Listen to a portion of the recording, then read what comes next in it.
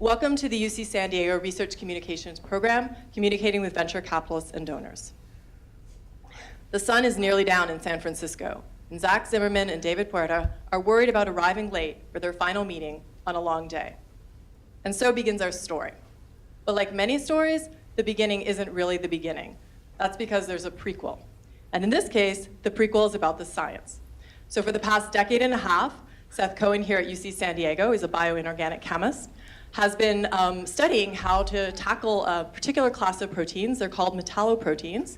They're interesting because they play a role in a number of different diseases, including cancer, arthritis, and bacterial infections. They're also chemically interesting because here at the active site, they have a metal. And that active site metal is an interesting target for inhibitory drugs. And the spinoff that you hear about today is based on the development of drugs to inhibit these proteins. But of course, I've just introduced informally my cast of characters for today. But as I said, we have a prequel, and we have a much larger cast of characters. Because in science, it's not just one or two people, but it takes a village to produce ideas in science. So this is a photo of the Cohen lab at UC San Diego. As you can see, it's a very diverse group of people. And I don't even have a photograph, of course, of all the people who have participated over the past 15 years. But suffice it to say, it's a large and diverse group of people. But back to our story. So this is a research communications program, so we're really interested in the communications aspects. So I want you to take note of the many different places where these guys are pitching. So they're pitching here in the food court. Here, you'll see them in a hotel where people have rented out rooms so people can go and have meetings with individual venture capitalists. And here, they're actually on their 7th pitch for that day. So by this point, I'm thinking, OK, right, we've been pretty busy, and we're tired, and it's time to go back to the hotel and raid the minibar, or in my case, call room service and get a chocolate malted or something. But oh no. Because now they have to go off to cocktail receptions for their last meeting, and then they're going to be working late into the night. Now, this story that I began to tell you, I learned about from Chemical and Engineering News. This was an article published about 1.5 years ago where they were featured in a cover story called The Race to Yes. Now, spoiler alert, for those of you who don't like spoilers, it's time to cover your eyes and close your ears. But last spring, Forge Therapeutics, which is the spinoff I've been alluding to, scored $15 million in venture capital funding. But I promise you that the spoiler doesn't spoil the story because we have a lot to learn about their communication journey. So let me more formally then introduce our panelists today. We have Seth Cohen, who's a professor of chemistry and biochemistry here at UC San Diego. He is the scientific founder and advisor of Forge Therapeutics. We have David Puerta, who's the founder and chief operating officer of Forge Therapeutics, and he leads their discovery efforts. And finally, Zachary Zimmerman, who's the founder and chief executive officer of Forge Therapeutics, and he leads the strategic development, business operations, and finance. Okay. So we know that spinning off a company is a long and hilly road. Today we've seen a literal hilly road for spinning off. And we're focusing on the research communication steps along that road. And we saw some of the diverse kind of context that you were having to talk to various audiences. But could you start by giving us an overview of the different kinds of communication contexts you encounter, the different audiences, environment, or mode of communication, and kind of the length of time of the various interactions on your journey? Me? Yeah. Yeah. You've done a lot of it communicating. Thanks for the introduction. I think these slides are hilarious, and they really captured quite a bit of this road.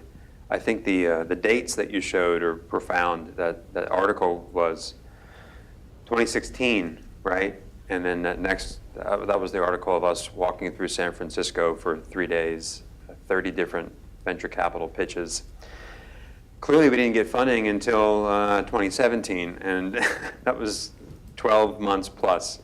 So it looks like we really struck out quite a bit at that conference.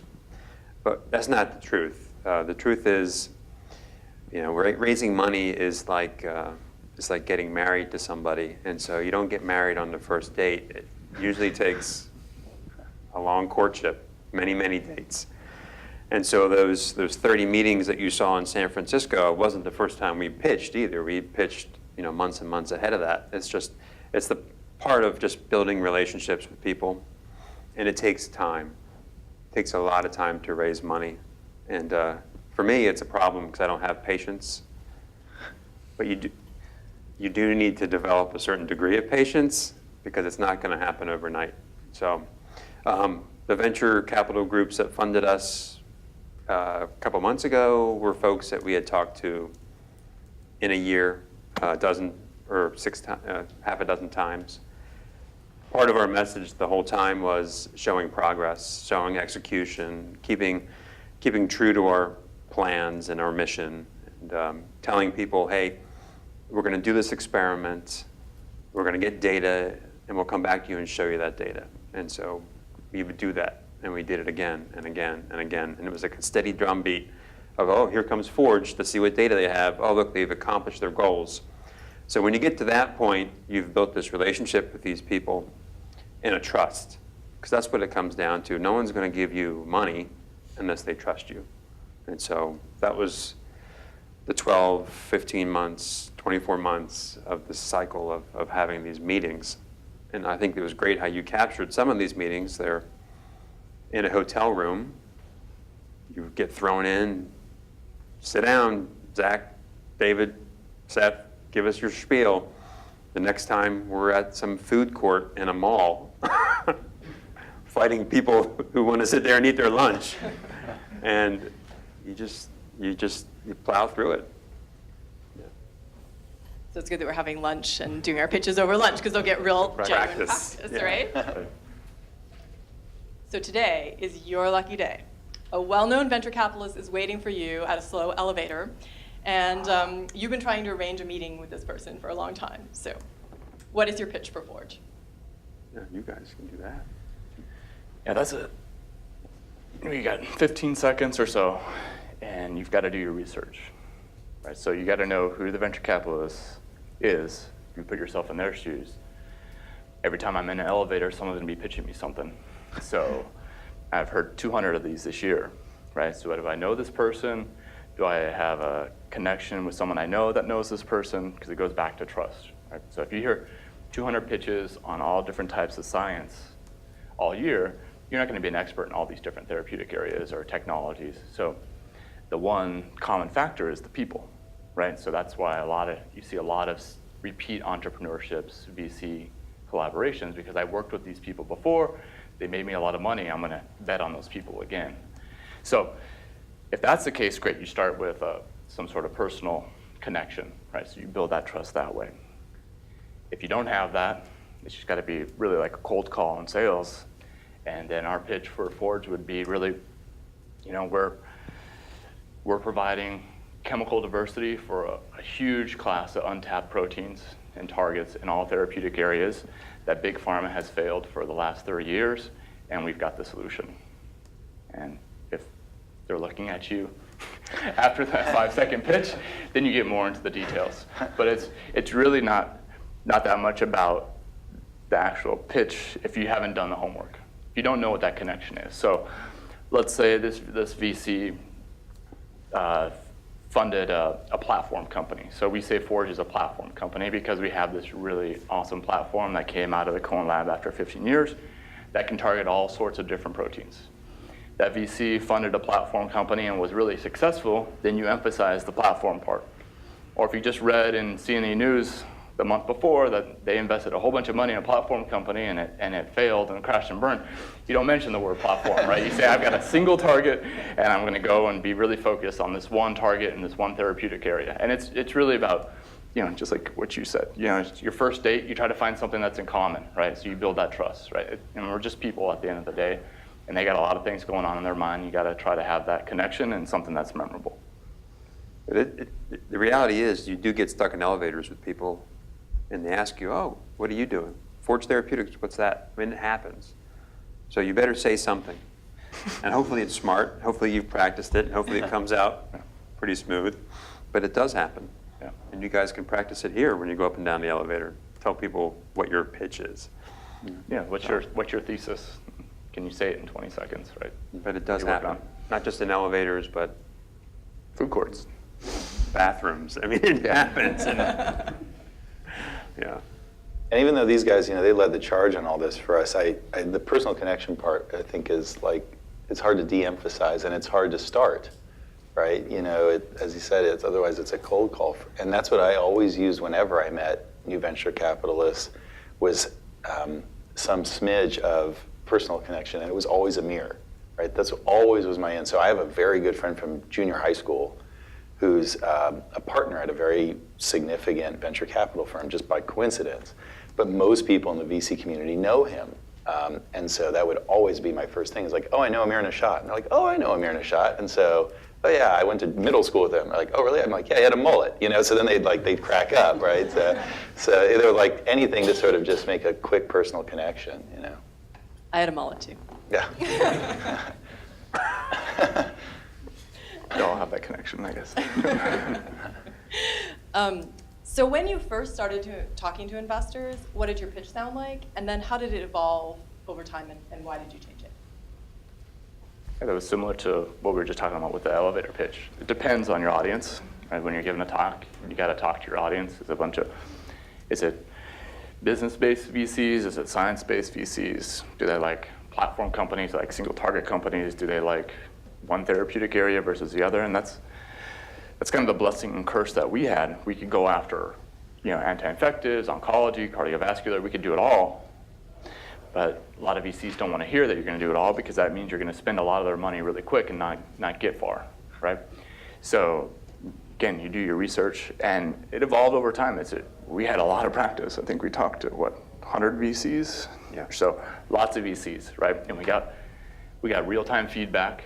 Sometimes we didn't hear anything, which was the worst, right? They said, okay, thanks for the meeting. It was a nice meeting. Everyone was cordial, but you didn't get any feedback or a phone call back, and that wasn't very productive. But just like when you're presenting, to your PI in group meeting or to your committee, they're going to give you feedback, and the next time you present, it's going to be better, right? So you know who you're talking to, and you focus on those points and really stay strong to your story and why you're different, right? So the VCs always say, well, what's your point of differentiation? How are you different?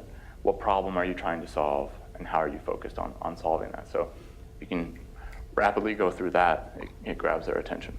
And a graduate advisor would always say, what's new, what's you? And it sounds like that was a big part of it. Yeah. I mean, you want to stay true to your mission. You don't want to jump on bandwagons. Like if CRISPR technology is hot, you don't want to become a CRISPR technology company.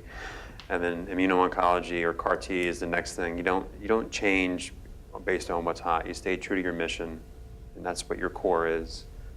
But the message and the slides and the pitch should evolve, tweak, and be more focused depending on your audience. Hopefully you can figure out your audience eventually. And if you don't, you just go with what you have. But part of our deck, which we continually optimize, every week I'm making more and more slides, but there is a foundation set of slides that we always use.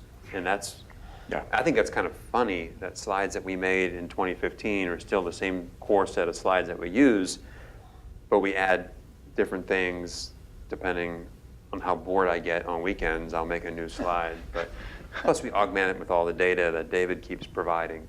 So that helps with the pitch.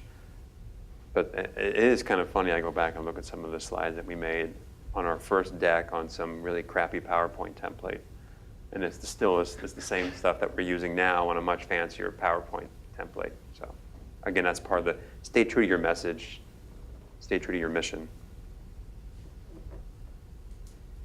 So you've talked a little bit about this, but in the research communications program, we're interested in skills and tools that are important for specific contexts, specific audiences, but also sort of general communications skills and strategies. Could you talk about some of the general communications skills, strategies, or tools that are most important for interesting potential funders? Well, I'd say if you can't explain things to your parents or to your grandparents, then that's an issue. So the VCs and the other investors are very intelligent people, but they don't always, live and breathe metalloenzymes. They should, but they don't. So you really need to take it down to a level that really everybody can understand, including, friends and family. And in fact, when you're raising money, your friends and family may be your first investors, because that's how we started our seed round with Forge. We thought we'd get the big blue chip VCs to give us $80 million, but they didn't. Surprise. Surprise. So the first, investors were us, and then friends and family, and then angel groups, and we can talk about what an angel group is. Some high net worth people who have some experience in healthcare. And then once we got that seed round, we were able to collect data and then pitch a more sophisticated audience, which would be the blue chip VCs that ultimately came into our Series A round. So there are a lot of different audiences that you need to speak to. And I know science is very important. That's what we do. That's what we're selling. But you need to be able to explain things at a certain degree that everybody can understand. And, we've been interviewed by a lot of reporters too. We've had articles in the San Diego newspaper, other newspapers. And again, if you can't get it to a level where a reporter can understand it and write your story, well, then you're not going to get that article. So, yeah, it's important to understand your audience and make sure that, science it's legit, but it's also at a certain level that everybody can relate to. I mean, you talk to your dad about the mom and dad. Oh yeah, I give my parents a lot of credit for that. My dad constantly sends me emails of articles that he thinks are relevant to forage and antibiotics and stuff like that. So he's very interested, and so I've had a lot of practice over the years doing that. I mean, I feel like my role in communicating, this is the second startup I've involved with, was always the same, because it's not one form of communication either, right? Because there's multiple elements from going from the lab to a company, and my expertise is with the science. And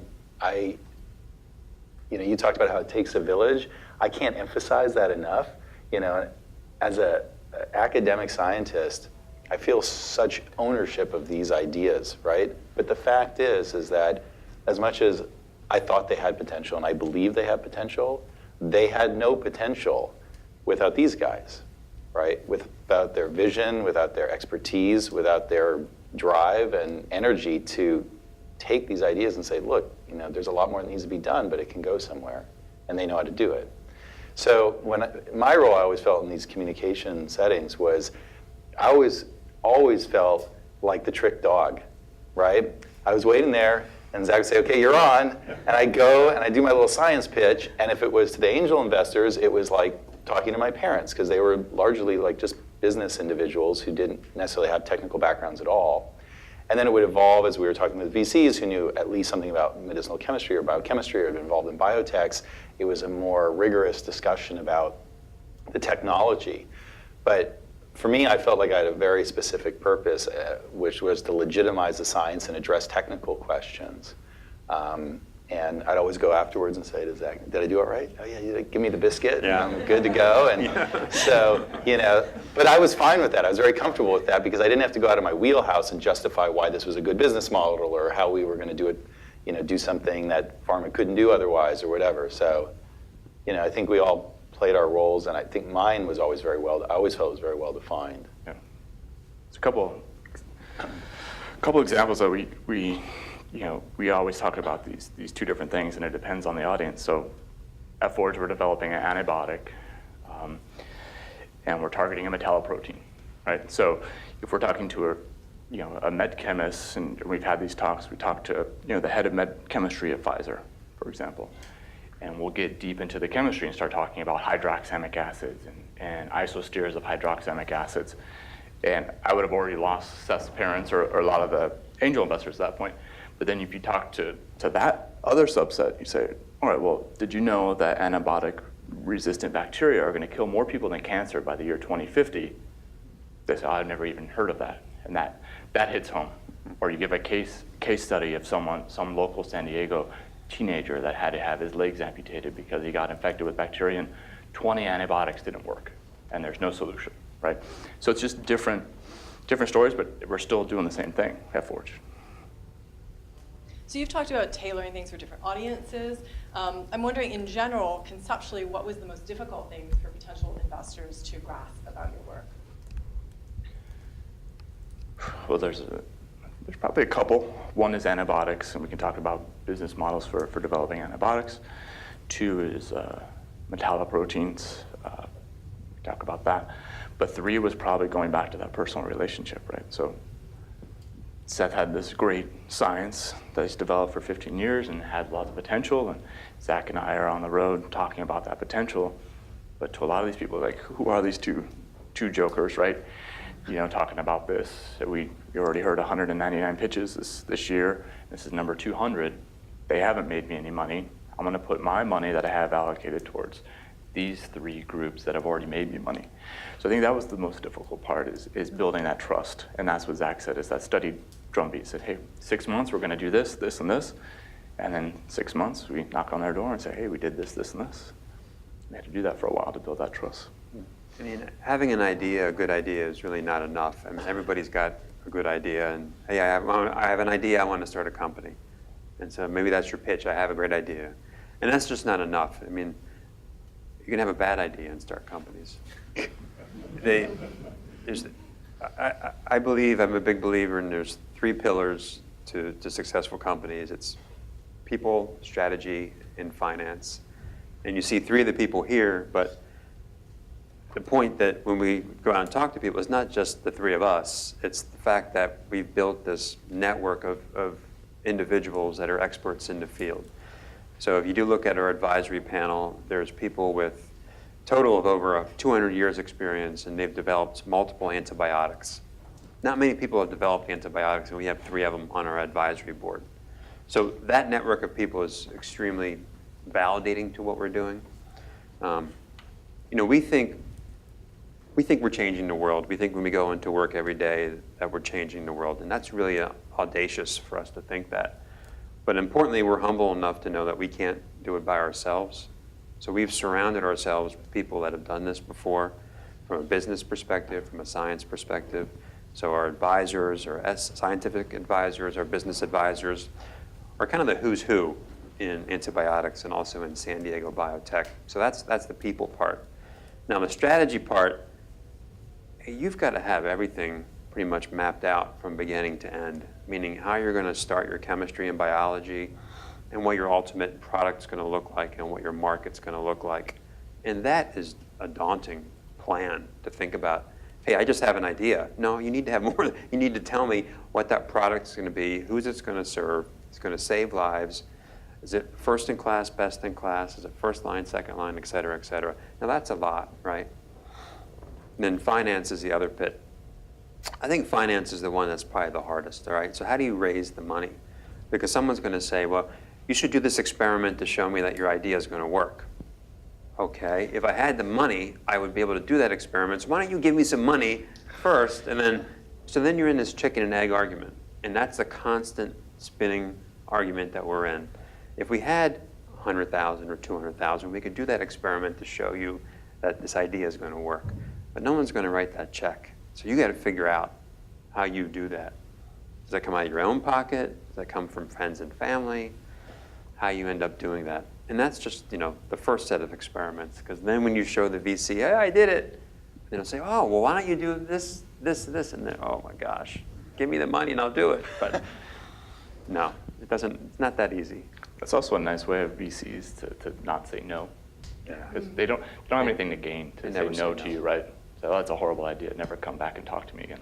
What does that gain them? Right? So they say, well, why don't you try this, this, and this? Because they've obviously been thinking about your technology forever, like you have, right? So they have really great ideas on that. And they say, go do this and this, and you're trying to raise money, so you're not going to say no to them. So you want to show them that you're productive. So you go back and you got to make sure you're not scurrying around to all these different VCs. They all have different ideas too, just like your scientific committee and when you're presenting your thesis, they're all coming from different perspectives. So they give you 50 different more experiments to do before you can graduate. And so you end up spending a lot of money too, and you got to stay focused on what's going to drive. Yeah. I think that goes to the evolving story that you brought up before.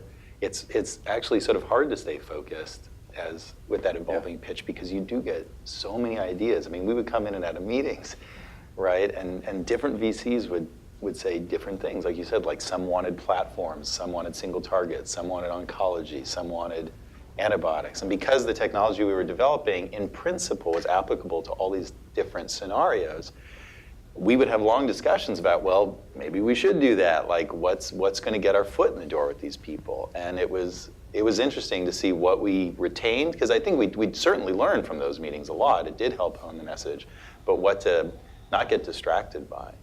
And I think the other interesting thing that I've experienced twice, and I think Dave has a good analogy for that relates back to Zach's analogy, is this idea of like dating, is that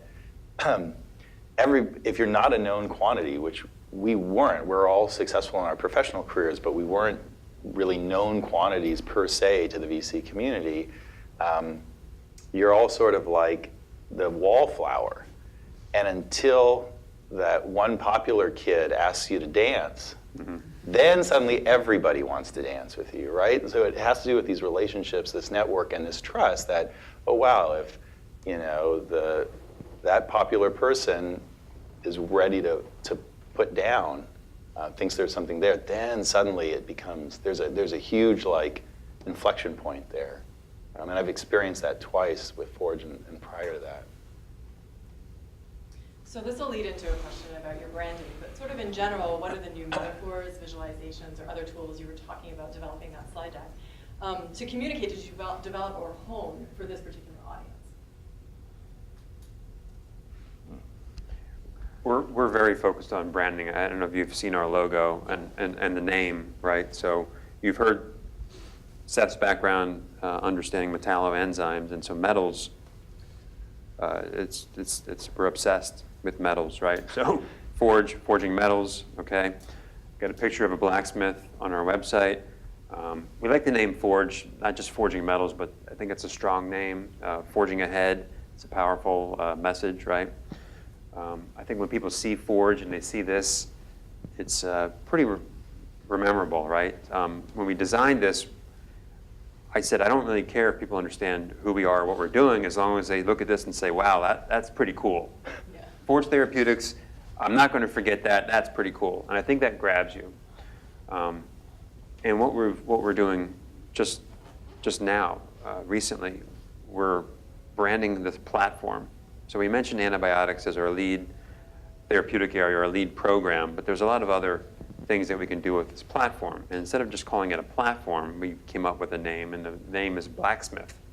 So Blacksmith is our new platform. And you'll see that branded on our website and press releases and things that we have going on. We think it fits with Forge and the Blacksmith platform.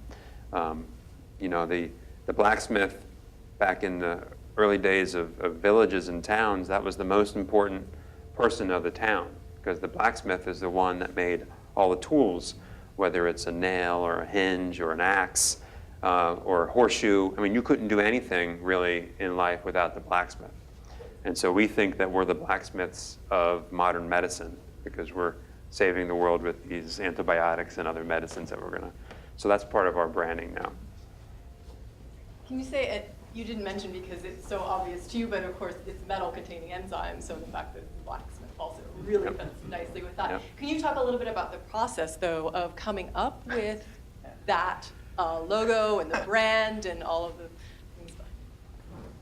I mean, we remember it like it was yesterday. We were coming up with stupid names that didn't mean anything, and I think we were just sitting down in Boston after a long day of pitching, fatigued.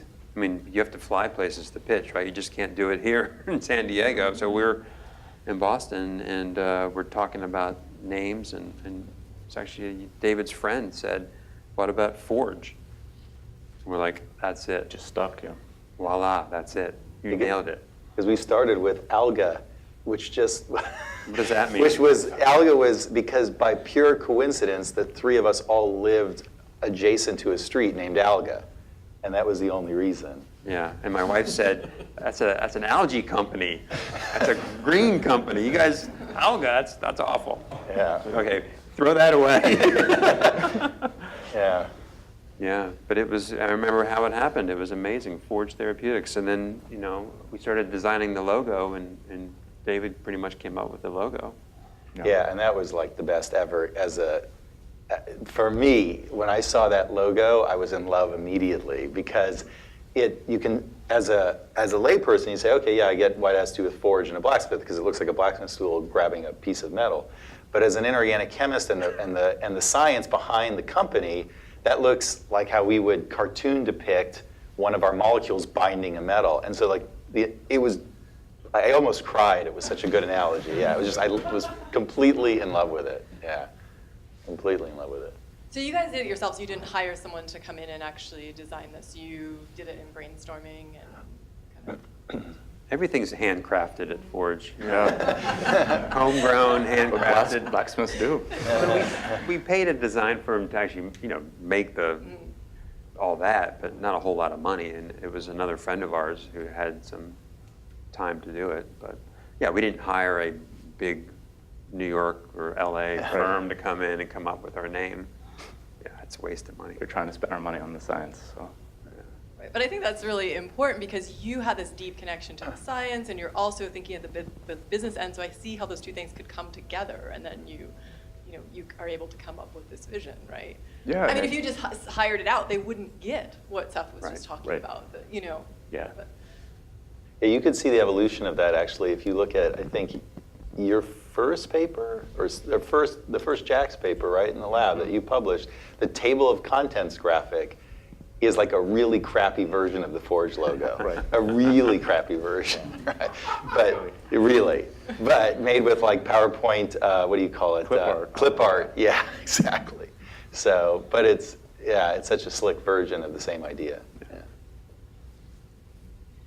So we know that investors want rapid payoff, and research takes time. And this question is for you guys, but it's also an issue that all of our scientists have, right, in basic sciences, right, because they are promising some type of link to health or whatever they're talking about. So it's a struggle for everyone. So I'm wondering how you balance this in particular in your communication and efforts with financiers. Well, you have to be honest. I mean, we don't go out and say, oh, we're going to have a drug in 18 months. I mean, that's a lie, and people would throw us out of the room. But at the same time, you can't say, oh, it's going to take 10 years, because then people would say, forget it, it's too long. So you have to have sort of an honest, credible type of answer to that. But the reality is that developing drugs takes a long time, and it's a high-risk business, and so investors get that. Yeah. Is it more that you parse it into smaller goals, and because you were talking about kind of having those sub-goals and talking about those sub-goals? Mm-hmm. Yeah. I think what we've tried to do is always create optionality.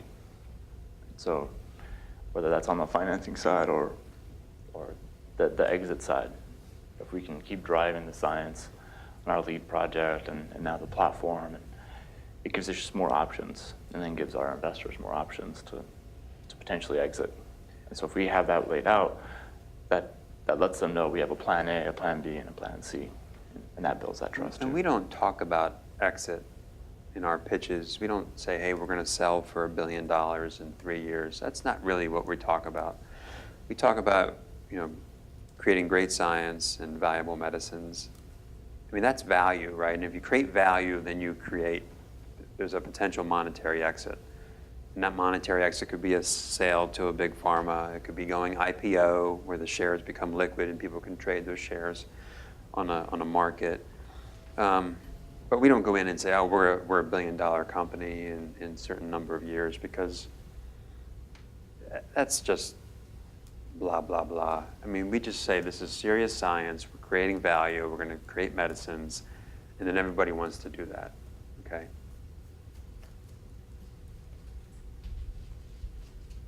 So I'm wondering if the road to yes, and maybe this is a question especially for Seth, because you talk to a lot of different audiences. So your journey to venture capital funding, has it impacted the way you talk about your science with other audiences? That's an interesting question. I don't know that it's impacted the way I talk about my science, like our lab science, our research science, much to other audiences. What I would say is that being associated with these guys and with Forge and what's happened has definitely been one of the greatest experiences of my career, and I'm really grateful for it. And what it has is attracted a lot of questions. It's, I think, part of what brought you to invite me to be part of this program, and it definitely raises a lot of questions with other academic colleagues in my field, and brings a lot of engagement at that level. So I think more than changing the way I communicate, it's just brought me into new circles of communication that I probably wouldn't have been in before. Advisory boards for organizations, participation in, again, in grants like yours, and invitations to sort of speak about the experience a little bit. Because especially actually in bioinorganic chemistry, I wouldn't say that translation to clinic is super common. It's not unprecedented by any means, but it's not an everyday occurrence, maybe in other fields of science where translation is more frequent. And so it, in a sense, and I don't mean this in an arrogant way, I mean it in a really like grateful way, it's made me like a minor celebrity like in my community in the sense that people want to know what's going on and how did it happen. And it's great because I say, oh yeah, well, I got lucky, you know. I met great people and I worked with great people who were willing to invest time and effort, energy, and risk parts of their careers on what we had established. So I would say, more than affecting my communication, it's brought me into new circles of communication, and people are interested in the story to learn more about it for their, you know, for how it happened. But I think I still talk about our science the same way. I mean, our lab is still focused on basic research and developing the ideas and the science that helps drive Forge, but many other you know, scientific endeavors forward. And you know, there's some of my group members here, and I'm very grateful to them because they generate a lot of the ideas too. What's it like being a celebrity as a bioinorganic chemist? I mean, do paparazzi follows you? Highly unglamorous, I can tell you. Yeah, highly unglamorous. Yeah. Not even a free lunch. Seth didn't even get named parking, just you guys got Yeah, named exactly. parking. So. Yeah. Okay, so this is my last question, and it is about words of wisdom. So now that you've been on this journey, this pretty long journey, what's the hard-earned wisdom that you wish you had had at the start of the journey? And what's your advice to someone who is beginning that journey? Well, I learned that it's hard. everything worth anything is hard, right? That's the cliche. I think we expected to get funded a lot sooner because we'd been around companies, big companies in the Cambridge biotech scene where, you know, someone just walks in and says, I've got an idea, here's $40 million because you've been successful the last 5 companies, right? So I don't even need to know what the idea is. Let's just think of a name and put $40 million behind it, right? So we were kind of spoiled in that environment. And you know, we're not those guys yet, right?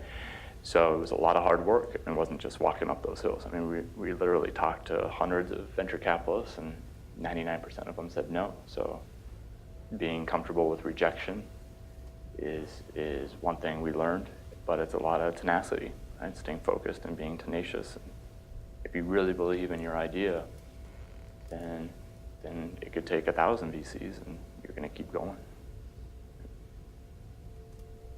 I mean, the reason why there's 3 of us up here is I think it takes, I don't know how one person could do it, because there's so many different levers and layers, and I mean, having a smart academic person that we can point to for all the know-how and 15 years of experience, extremely important. Having somebody with a lot of experience on developing and starting up operations and handling chemistry and biology, and you know, we have labs here and we have people here that work for us, but we also outsource a lot of things too, because sometimes it's smarter to leverage experience outside of your labs. So having somebody, you know, running the operations 24 hours a day, 7 days a week, and then, you know, whatever I'm supposed to do, which was raise the finance, and you can see it took me over a couple years, and I thought that I was pretty good at raising money because I've done it a bunch of times for other people. But again, it just takes so much time and so much effort that if someone was focused only on raising the money, there's no way that the labs would have been operational. There's no way we would have been generating data at that drumbeat pace. And certainly if Seth wanted to do both of these things, there's no way that you could be a professor anymore. The lab at UCSD would shut down. So, yeah, to have certain skill sets and different individuals, I think is really, really important. Doing it all by yourself, I don't know how it could be done. So maybe that's one thing we learned. I mean, I think for me, it is hard and it does take a village. I think the thing that maybe the word of wisdom or whatever that I would put out there is to not be afraid to try it, because I was afraid to try it. I mean, we were working on this chemistry 12 years ago. Yeah. And my father's an entrepreneur, started his own business and was pretty successful. And I never had that gene. I'm so risk averse. And even though running a group is a little bit like running your own company, you got to raise money and you got to produce papers and good students, you've always got the university behind you as a big insurance policy, right? And so it's not the same level of risk.